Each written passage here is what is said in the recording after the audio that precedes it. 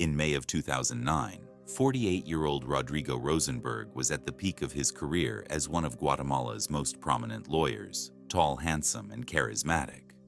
Rodrigo had law degrees from both Cambridge University and Harvard University, and he was the co-founder of a very successful corporate law office in Guatemala City, the country's capital. And while it was obvious that Rodrigo had worked very hard for all of the nice things he had, like his luxury Mercedes-Benz's car, in reality, he didn't really have to work for a living. Rodrigo had been born into privilege. There was wealth on both sides of his family. His mother had brought a large inheritance to her marriage, and his father had built a massive business empire that included a chain of movie cinemas. When Rodrigo stepped out of his office building in downtown Guatemala City to meet a client for lunch at one of the upscale restaurants tucked away in the capital's maze of boutiques and little markets, he looked exactly like what he was. A member like his parents before him, of the Guatemalan oligarchy, a small group of rich upper-class conservative Guatemalans who had connections and influence in government and business.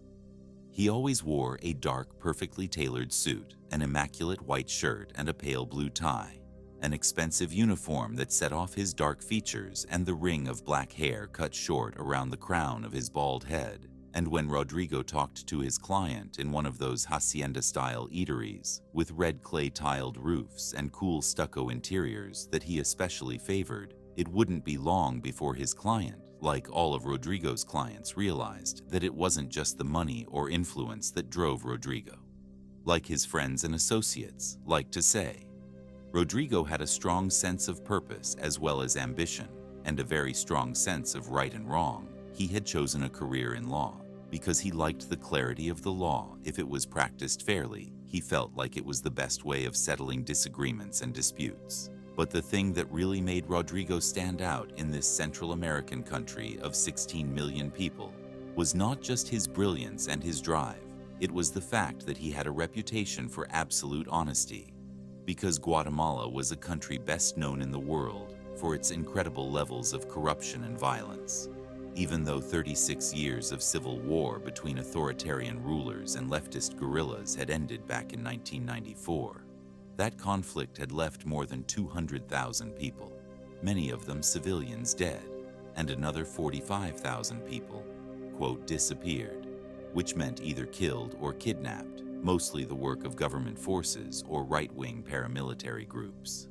But after the 1994 peace agreement was signed, most of the people in Guatemala who had committed the murders and rapes and other widespread human rights violations that took place during the Civil War were never prosecuted or called to account for their crimes. Instead, in the post-Civil War Guatemala, these should-be war criminals simply turned to new careers such as participating in organized crime, becoming assassins for hire, or getting in on the very lucrative Central and South American drug trade. And 15 years later, even though Guatemala had a democratically elected civilian president who had promised to root out crime and government corruption, these criminals and their criminal networks had still been able to reach their tentacles into almost every government and law enforcement agency, and nearly half the country wasn't under any government control at all. By 2009, Guatemala had the third highest murder rate of any country in the world, averaging more than 123 homicides every week, and 97 of those murders went unsolved, and the few cases that did go to trial often ended with the alleged killers going free, after judges or prosecutors or witnesses were bribed, threatened, or even murdered. So in this sea of corruption, where everyone with power seemed to have dirt on their hands, Rodrigo stood out for his willingness to shamelessly call out criminal behavior wherever he saw it. So to anyone who knew Rodrigo, it didn't come as any surprise when he wasn't just horrified when one of his very own clients was assassinated in broad daylight. He was absolutely furious, especially since this particular client, Musa Khalil, had a reputation for being a very ethical businessman who treated his workers fairly since arriving in Guatemala from Lebanon. When he was just a young man, 76-year-old, Musa had worked his way up from poverty to become a successful coffee producer and textile manufacturer. Although Rodrigo was not personally close to Musa, Rodrigo admired and respected the older man because the man refused to steal from the state or make payoffs to get favorable deals on his coffee or manufacturing companies. Musa was a straight shooter, just like Rodrigo. The assassination took place in Guatemala City on April 14, 2009, as Musa and his 37-year-old daughter Marjorie were waiting in their car at a traffic light while on their way to lunch. According to eyewitnesses, a car pulled up quickly behind them, and a man hopped out and approached the front passenger seat of the Khalil's car where Musa was sitting. Musa and his daughter likely assumed that this man just wanted to ask them a question. But as soon as this man reached their car window, he pulled out a 9mm pistol and he fired 9 shots into Musa's head and torso. By the time the police arrived, the gunman had fled the scene on the back of a motorcycle driven by an accomplice. And Musa, along with his daughter, were both dead. It would turn out one of those 9 bullets that were fired at Musa had passed right through his body and struck and killed his daughter. She was not the intended target. She was just collateral damage on the day of the murders. Right after Rodrigo had found out about them, he contacted his 24-year-old son, Eduardo, who was also a lawyer at Rodrigo's law firm, and told him to meet him at the crime scene. When Eduardo arrived, he found his father pacing back and forth in front of the yellow crime scene tape, demanding answers from the police who had converged on the scene, along with medical personnel. Turning to his approaching son, Rodrigo swept his arms out to either side in a gesture of helplessness and frustration that took in the whole chaotic scene. In front of them, there was also an expression of shock and sadness on his father's face that Eduardo didn't see very often. You couldn't live in Guatemala without feeling like violence. Even murder was just business as usual. But Eduardo also understood that there was something different about this crime, something that made it stand out, especially to members of the city's wealthy upper class. Because like them, Musa and his whole family were people with power and influence. They had personal ties with people inside the administration of Guatemala's president Alvaro Kolob. If Musa could be gunned down in cold blood in the middle of the day, others among the Guatemalan elite worried that the same thing could happen to them too. Before leaving the crime scene, Rodrigo told his son in a bitter voice that the police, like always, would probably never find and prosecute the people who killed Musa and Marjorie. And even if they did, they'd never be able to touch whoever it was that had organized the assassination in the first place. It didn't take long for Rodrigo's prediction to come true. Even though thousands of people turned out for the funeral service of Musa and his daughter, including President Colom's powerful private secretary, police made absolutely no progress on tracking down the killers, and it wasn't long before the murders just seemed like all the others in Guatemala. Just numbers on a stat sheet. Except this time, Rodrigo had had enough. Musa had been a good man, and his innocent daughter Marjorie had left behind a husband and 2 children. And so, if the police were not going to catch their killers, then Rodrigo would. Rodrigo told his son that one way or another he was going to get to the bottom of this and figure out exactly who did it and why. But almost as soon as he got started asking questions, Rodrigo noticed that even by Guatemalan standards, the police seemed to have gathered virtually no information outside of taking the obligatory statements from witnesses who saw the assassination and asking Musa's family if he had had any business or money troubles. And as Rodrigo began calling some of his contacts within the government about the police investigation, he began to wonder whether there was an active attempt going on inside President Colom's circle of advisors to cover up some connection that the government itself might have to the assassination. So, just a few days after Musa's funeral, Rodrigo turned to another one of his clients, a man named Luis Mendizabal, who was also a close friend of Rodrigo.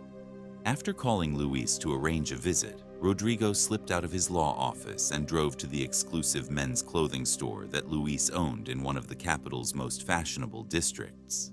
But the fitting and sale of handmade suits was just part of the business that Luis operated out of that storefront.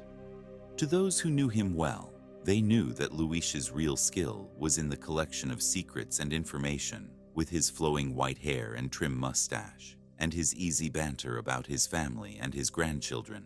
Luis did not look the part of a spy, but as he measured and cut fabric and chatted with a wealthy clientele that included criminals, businessmen, military police, and government bureaucrats, Luis gathered huge amounts of insider intel on what was going on in their country. And so, if there was anyone who could help Rodrigo find out who killed Musa and Marjorie, it was Luis. Rodrigo's hunch paid off. Before long, Luis had come up with a possible lead in the Musa murder case. A few months before the assassination, at the very beginning of 2009, Musa had been nominated to serve on the board of directors for two institutions that both had ties to something called the Rural Development Bank, or the Ban Rural. The Bond Rural was the major funding source for the president's popular social programs, and these two institutions that had invited Musa to join them were engaged in a power struggle over which one of them would control the bank. But since rumors of sketchy financial dealings were already swirling around Bonviral when Musa was offered these two board positions, Rodrigo had actually advised him not to accept either of them. However, Rodrigo had no idea what Musa's final decision had been. Luis suspected that Musa, as he began to do his own research on these two institutions, had uncovered that one or both of them were engaged in financial mismanagement. More conversations with Musa's family seemed to confirm this theory. One of Musa's surviving daughters told Rodrigo that her father had received threatening letters from officials on the two boards, and that Musa had apparently written back to them saying, "You can't tell me what to do, and I will protect myself from my enemies." During the 3 weeks that followed Musa's assassination, Eduardo saw less and less of his father, who is spending more and more of his time on his own private investigation into these murders. It seemed to everyone who knew Rodrigo that his outrage over the murders had turned into an unhealthy obsession. Rodrigo basically stopped going into the law office or returning calls to his regular clients, and instead just stayed home in his apartment where he lived alone to pore over his notes on the murders, and when Eduardo did meet his father for lunch or for dinner. Rodrigo barely touched his food, and all he wanted to talk about was his theory that Musa had somehow become the target of a conspiracy at the highest levels of government. His father, who had been an avid cyclist, had completely stopped going on his morning bike rides. He'd lost weight.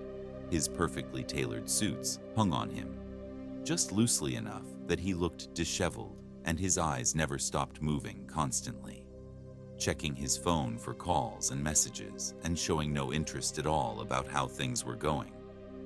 Back at the office, Eduardo knew that both his parents were still struggling after having separated the year before.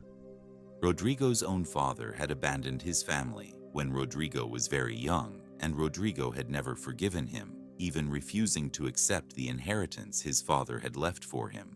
So after Rodrigo's separation, when his estranged wife moved to neighboring Mexico, with their 4 children, Rodrigo was crushed. He felt like he had abandoned his own family.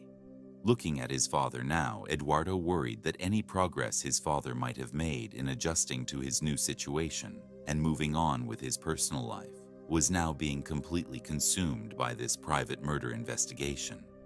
It was obvious to Eduardo that this investigation had become more than just finding the killers. It was about trying to actually stop corruption at the heart of Guatemala's politics. And in early May of that year, Rodrigo suddenly knew, without a doubt, that all that digging and all the documents he was putting together about corruption at Ban Rural, all the names and dates of meetings, the involvement of President Colom and his wife, all of it was finally getting him closer to the people who had murdered his client for weeks. He'd had the feeling that he was being followed, that everywhere he went outside of his apartment, someone was watching him.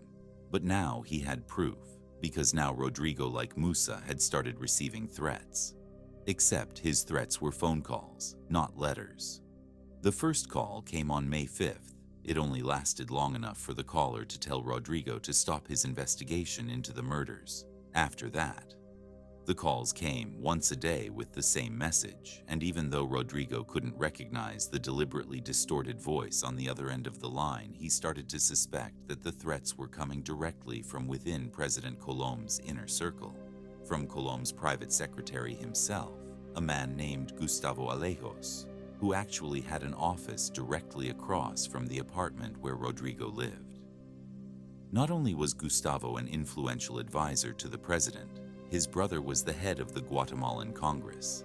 After these threatening calls started coming in, Rodrigo, who was far more excited at this development than afraid, called his spy friend Luis to tell him about how he thought Gustavo Alejos was the caller.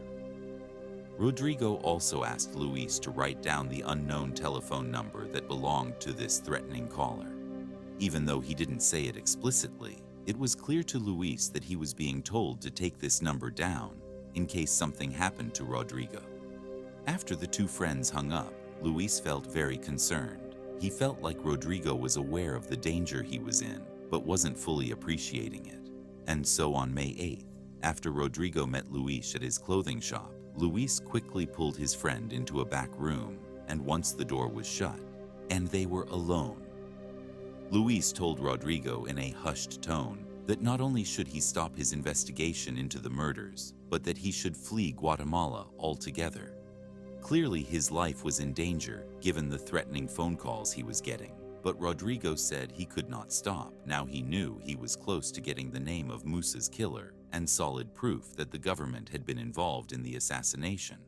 He also told Luis, as a way of reassuring him, that once he had all the evidence he needed, he was not about to go to the Guatemalan police, who very well could have even played a role in the murders. Instead, he planned to present his findings to the powerful and high-profile International Criminal Court that is seated in The Hague in the Netherlands. The ICC is known around the world for trying cases that involve genocide, war crimes, crimes against humanity, and aggression, and for trying criminals like the ones in Guatemala who all received immunity from the Guatemalan government at the end of the Guatemalan Civil War. By going directly to The Hague, Rodrigo would finally be taking action against a system of government corruption that had, in the words of one of his friends, been eating at his guts for years. However, before he could go any further with this case, Rodrigo told Luis as they sat in the back of Luis's shop that there was one very specific thing that Rodrigo still had to do, and in order to do it, he needed Luis's help. It was a favor, and it was an insurance policy that no matter what happened in any court of law, the information that Rodrigo had uncovered was guaranteed to become public knowledge.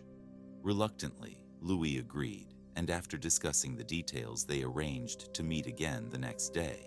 As Rodrigo left the store, Luis had a bad feeling. He was certain that whatever the outcome of Rodrigo's plan, it was sure to bring a lot of pain to his family and to his friends. 2 days later, on Sunday, May 10th, at 8 o'clock in the morning, Rodrigo stepped into one of the bedrooms of his trendy luxury apartment in the Zona 1 neighborhood of Guatemala City. Glancing out the window, he could see the faint outlines of the mountains that ringed the capital. But his mind was on other things. Luis had been as good as his word and had helped Rodrigo put together the final pieces of the case that he had been building, one fact at a time, against the Guatemalan government. His bodyguard, who also served as his driver, had also been willing to help running a couple of errands the week before that Rodrigo had not been able to see to himself, including taking Rodrigo's bike in for a tune-up.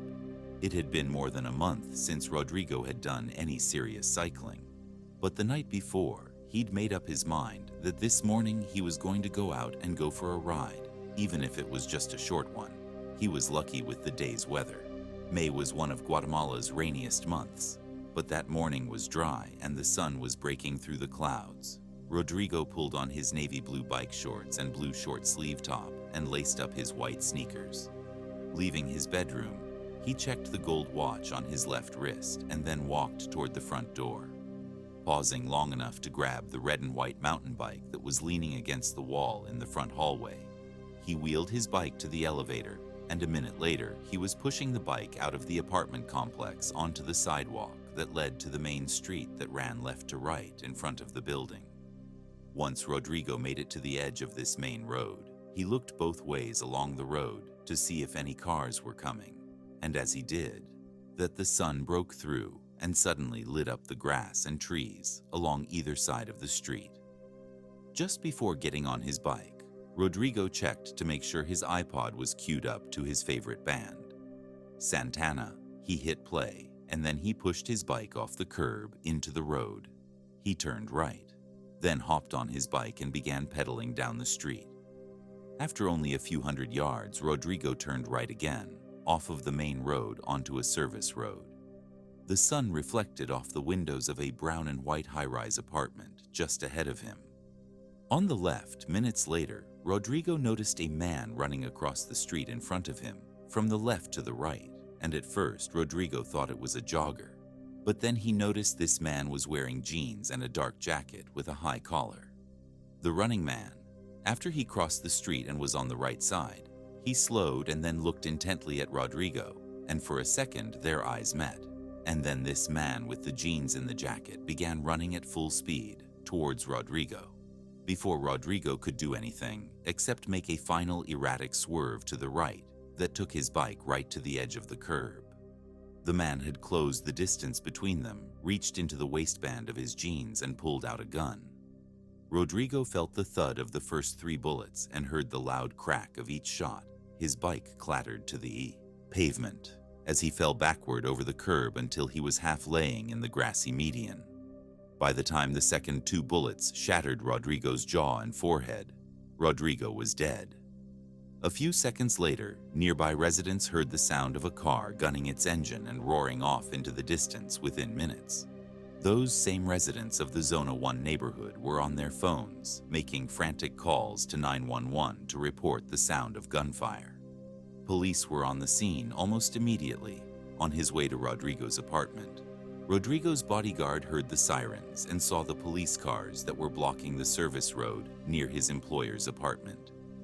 He slowed down, and as police started setting up a perimeter, he thought he caught a glimpse of a red and white bike on the pavement. He parked his car at the top of the service road, and as he jumped out and headed towards the knot of police and emergency personnel, he pulled out his phone and called Rodrigo's son, Eduardo, because by now the bodyguard could clearly see that the body sprawled on the edge of the service road. Near that red and white bike belonged to his employer. Rodrigo's bodyguard had known what Rodrigo was working on. He'd even run some errands that he'd suspected were related to the case his boss was investigating. He'd warned Rodrigo to be careful. He wished now that he had insisted on staying over last night and accompanying Rodrigo on this bike ride. A few minutes later, Eduardo, as well as his father's friend Luis, showed up at the crime scene. Ashen-faced Eduardo identified himself as Rodrigo's son. But before he and Luis had time to process what they were seeing, they were both approached by Guatemala police officers who were eager to start gathering information about what had happened. Right as the 2 men stepped back away from the carnage in front of them, Eduardo noticed his father was wearing a wedding ring on his finger again, and instantly, when he saw that Eduardo recalled a secret his father had told him, right around the time Musa and Marjorie had been killed. And as he thought of the secret, Eduardo felt an unexpected rush of grief come over him, and his eyes started to fill with tears. He felt so sorry for his father, and he just hoped that the police would be able to find his killer and bring them to justice. But before the police could really even begin their investigation, something happened that would push the Guatemalan government to the edge of total collapse on May 12th, 2 days after Rodrigo's murder. Hundreds of people crowded into a church to attend Rodrigo's funeral service. The pews were filled wall to wall with his family friends, clients, government officials, business leaders, and the fashionably dressed members of the capital's wealthy oligarchy. Right after Eduardo had delivered his father's eulogy, Rodrigo's friend Luis stepped forward and addressed the mourners who looked like a who's who of the Guatemalan elite. Taking a deep breath, Luis said to the crowd that he knew they were all asking themselves the same question. Why would anyone want to kill Rodrigo Rosenberg? Then Luis held up his hand, showing the crowd a case that contained a DVD. This, he said, contained the answer to that question. Once these surprised and excited murmurs quieted down, Luis went on to say that Rodrigo had left instructions that if he was murdered, then Luis should go public with the 18-minute-long video that he now held in his hand. Luis, who said that he himself had only seen the video after his friend's death, invited anyone in the crowd interested to take a copy of the DVD with them when they left. One of the mourners who took Luis up on that offer was a government minister who immediately called President Colom's personal secretary Gustavo Alejos to tell him what had just happened. A few minutes later, the minister slipped out of the church and drove straight to the National Palace in the center of Guatemala City, where President Colom lived with his wife as President Colom. Along with his vice president and closest advisors gathered in the president's office, an aide slipped the disc into the president's computer and then hit play. A second later, they were all staring at an image of Rodrigo sitting alone behind a table with a blue screen behind him. He was wearing his usual navy blue suit, pressed white shirt, light blue tie, and wedding ring. In front of him was a microphone. There was nothing professional or polished about the production of the video that filled the computer screen in front of the president and his aides. And for some reason, that made the message that Rodrigo delivered even more believable and chilling. After stating his name for the record, Rodrigo wasted no time dropping the bombshell that would soon be heard all over the world as the 18-minute-long video was uploaded to YouTube, where it would go viral under the simple title "YouTube Murder" on the video. Rodrigo very calmly states, "If you are seeing or hearing this message, it means that I've been murdered by President Álvaro Colom with the help of his personal secretary Gustavo Alejos." Rodrigo would also blame the president, his wife, and Gustavo Alejos for the assassination of Musa Khalil, and his daughter Rodrigo stated that they were killed because Musa's involvement with the Rural Development Bank, Bon Rural, had put him in a position to reveal the president and first lady's abuse and misappropriation of bond rural funds. Rodrigo said the president's motive for killing him.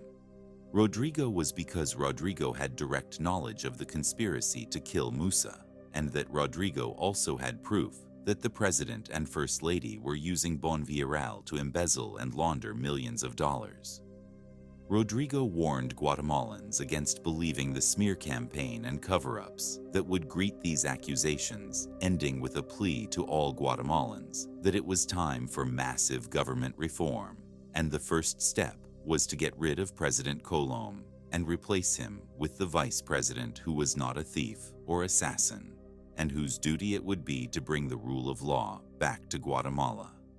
Rodrigo's video would have a massive ripple effect within hours of its upload to YouTube. Guatemala was plunged into a sudden and totally unexpected political crisis. The people of Guatemala, for the most part, believed what Rodrigo was saying. Even some of the president's own advisors wondered if the accusations were true. The president's initial reaction was not to respond to the accusations himself, but rather to send two of his aides out to publicly dismiss the video as a fake. However, this would have the opposite effect. And so, that night, under lots of mounting pressure, President Colom went on national TV to deny the accusations himself. However, he looked more scared and nervous than convincing. Meanwhile, so many people from all over the world were watching this video that YouTube servers started to crash, and protesters wearing white shirts to symbolize their demand for a clean government started to flood the streets of Guatemala's capital city. Álvaro Colom knew before the end of that Tuesday, May 12th, that his presidency was hanging on by just a thread. So when protesters and the Guatemalan elite demanded that a United Nations-backed agency, rather than the Guatemalan police, handled the investigation into Rodrigo's death, the president knew he had to agree by the next morning, May 13th. The whole investigation was in the hands of an international commission called the CICIG. This organization had been created by the United Nations in 2007 to investigate specific cases of systemic violence and corruption, and under the direction of Spanish Judge Carlos Castrosana, who took up residence in Guatemala City. An international group of investigators did what Guatemalan police either couldn't do or wouldn't do. They began relentlessly drilling down into who was behind the assassination of Rodrigo Rosenberg. The first break in the case happened almost immediately. Whoever had organized the hit on Rodrigo had chosen one of the most heavily videotaped neighborhoods in Guatemala. While investigators couldn't find a reliable eyewitness to the crime, footage gathered from dozens of security cameras near Rodrigo's apartment had captured almost the entire assassination on camera, almost immediately after getting onto his bicycle at 8:05 a.m. Rodrigo was followed by a black late model. Mazda security cameras also caught clear enough images of that black getaway car that investigators were eventually able to track down the car and then its owner. And when they examined the car owner's phone records and location data, investigators were able to place him and several calls he made on the day of the murder at or near the crime scene. Investigators immediately set up a wiretap operation on the car owner, and for the next 4 months they listened in on his conversations. And quickly, they discovered that he was part of a criminal gang made up of 10 men, most of them former national police officers. Meanwhile, using the CICIG powers, Judge Castrosana started identifying and arresting corrupt members of the Guatemalan government. And as Rodrigo had predicted, in his 18-minute video, investigators were up against a disinformation campaign organized by the president or his top advisors aimed at interfering with the investigation and smearing the vice president, the man Rodrigo had tapped as Colom's successor. But it wasn't until September, 4 months after Rodrigo was killed, that Judge Castrosana got the breakthrough he was looking for after a massive raid on 10 different locations. Throughout Guatemala, investigators arrested all 10 members of the criminal gang, whose phones investigators had been tapping once in custody. It didn't take long for members of this gang to start giving up information in exchange for lighter sentences, and so, quickly investigators were able to start to piece together how the murder was carried out, except they were missing a crucial piece of information. The 10-person gang clearly didn't know Rodrigo.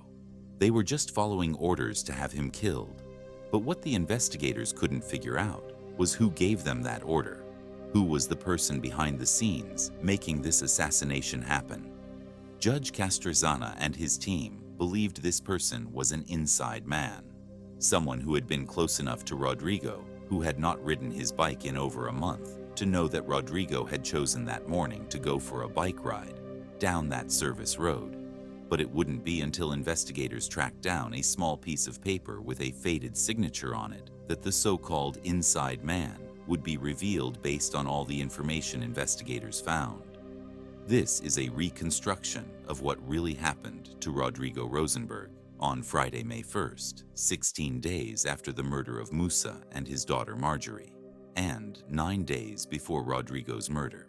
The inside man who would mastermind Rodrigo's assassination contacted one of his most trusted lieutenants. He told him to go buy 2 prepaid mobile phones.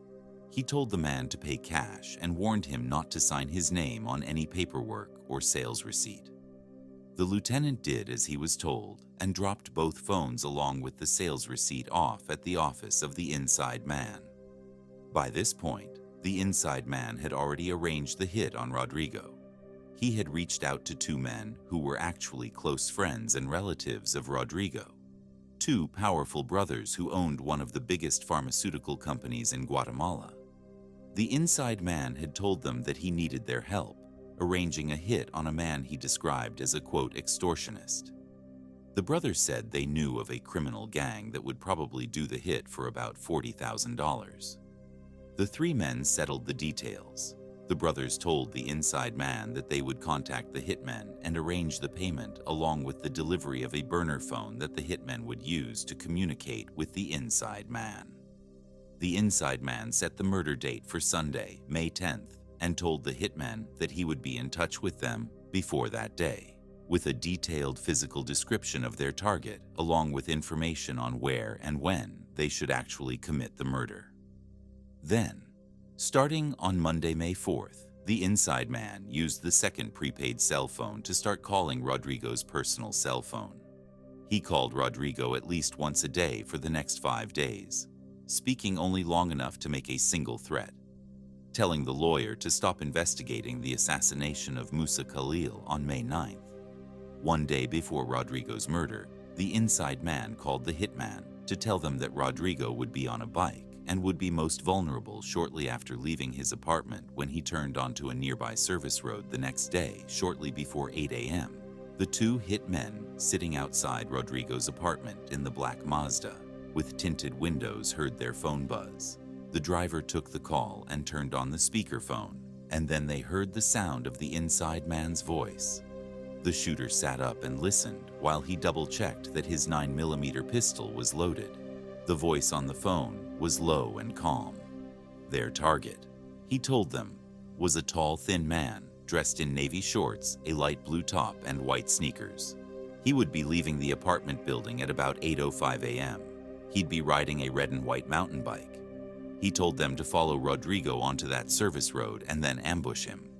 There, he told them to approach Rodrigo from behind and shoot him in the back, and then once he was down, fire at least 4 more shots into Rodrigo's neck, up into his jaw, and a final shot into his forehead. The inside man told the hitmen to be sure they destroyed the cell phone he had given them, along with its SIM card. Once the assassination was complete, the hitmen said they understood, and they hung up at the same time. Rodrigo was standing in one of his bedrooms in his apartment looking out the window, and then, a couple of seconds later, he turned around and went into the kitchen where he made sure his coffee maker was turned off. Then, he collected his bike from the hallway. Pushing his bike next to him, he headed to the apartment elevator and punched the button for the ground floor. Where he exited the building once outside, Rodrigo made his way towards the main street, taking a few seconds to enjoy the cool temperatures and the sudden sunshine that was pouring through a break in the clouds. Then he queued up a song by Santana on his iPod, and despite feeling a little rusty and stiff, he hopped onto his bike. He turned right and he began heading down the main street. After a few hundred yards, he turned onto the service road when he saw the man in jeans and the dark jacket running towards him. He tensed up, but only for a second. Then he quickly turned his bike towards the side of the road where he jammed on his brakes, coming to a complete and sudden stop. Then he got off of his bike, dropping it onto the pavement in front of him. And then he sat down on the curb with his back to the man running toward him. A moment later, Rodrigo would have felt the first bullet hit him in the back before he could even absorb the punch or feel any pain. He felt the next 4 bullets hit, one in his cheek, one in his neck, one just below his jaw, and finally, with the killer standing right in front of him, another round into his forehead, knocking his upper body backward onto the grassy median.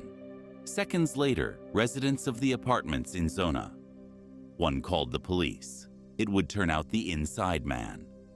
The person responsible for Rodrigo's assassination was Rodrigo himself. He had been devastated by the assassination, not only of his client Musa, but of Musa's daughter Marjorie, as Rodrigo had secretly told his son Eduardo and his friend Luis. Rodrigo was deeply in love with Marjorie, and they were planning to get married as soon as Marjorie divorced her husband. The wedding ring that Rodrigo had been wearing at the time of his death, and when he was seen on camera in the YouTube murder video, had been a gift from Marjorie just before she was killed. The raw grief Rodrigo felt over the senseless killing of the woman he loved, along with his absolute conviction that the hit on Musa had been planned by a corrupt president. His wife and personal secretary had combined to create a feeling of total hopelessness in Rodrigo's head. At some point, early in Rodrigo's investigation into Musa's assassination, Rodrigo realized that even if he could prove his allegations of corruption against the government, there was no way that anyone that high up in government would ever be charged or punished for their crimes. So early in May, Rodrigo, crushed by despair, came up with a plan that would both end his own personal misery and he hoped would set Guatemala on the road to real reform. It would be a suicide, dressed up to look like an assassination. And with the video he planned to make before his death, Rodrigo hoped that his staged assassination would result in a bloodless coup that would take down the presidency of Álvaro Colom.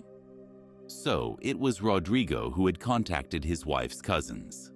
the owners of the giant pharmaceutical company, and told them that he wanted to arrange a hit on an extortionist, a man, he told them, who had been after Rodrigo for money. His cousins had agreed, never once suspecting that the extortionist was actually Rodrigo himself and the trusted lieutenant, that Rodrigo had asked to go buy the 2 prepaid cell phones. That was Rodrigo's trusted bodyguard/driver. Rodrigo had made sure one of those 2 prepaid phones was delivered to the hitman, and he used the other phone to make threatening calls to his own personal cell phone and to give his killers his own personal description and to tell them exactly when and where they could find and kill him. And so on the morning of his own death, when Rodrigo saw the man in jeans and a jacket running toward him, he knew it was his killer. So he just pulled over, sat on the curb, and waited to be killed. As for the 18-minute-long YouTube murder video, the insurance policy that guaranteed Rodrigo's allegations of corruption could not be swept under the rug that was produced by Guatemala's top spy and Rodrigo's friend Luis, with the help of one of Luis's contacts in Guatemala's right-wing press, although he eventually admitted his hand in making the video. Luis claimed he had no idea that Rodrigo was planning his own assassination. It is possible that Rodrigo's identity as the inside man might have gone undiscovered, except for the security footage that led investigators to the owner of that black Mazda, and the fact that Rodrigo's bodyguard made a critical mistake that linked the prepaid cell phones to his boss. When the bodyguard purchased those 2 burner phones, he did what Rodrigo said not to. He signed his name on one of the sales tax slips and submitted that slip of paper with his faded signature on it to a secretary at Rodrigo's law office. Even though Rodrigo's videotaped allegations of widespread government corruption were true and resulted in the CICIG removing hundreds of corrupt government officials from their jobs, it would turn out Musa Khalil's assassination and the unintended murder of his daughter Marjorie were not the work of Guatemalan government officials, just as Guatemala's one honest lawyer was prepared to stage an assassination that could send his own cousins to prison. Apparently, the honest and incorruptible Musa was buying contraband from criminal networks for use in his textile factory when Musa refused to pay. Those suppliers, they had him killed. Once Judge Castrosana released his findings and named Rodrigo as his own killer. The CICIG and government brought charges against Rodrigo's cousins, as well as the 10 members of the criminal gang that helped facilitate the hit. As for President Colom, the YouTube murder video scandal would end up actually strengthening his presidency. His decision to turn over the investigation into Rodrigo's death to a third party, the CICIG, and wait for their report, gave him the public appearance of being a calm and confident leader. If you like this video, do like, share, and subscribe.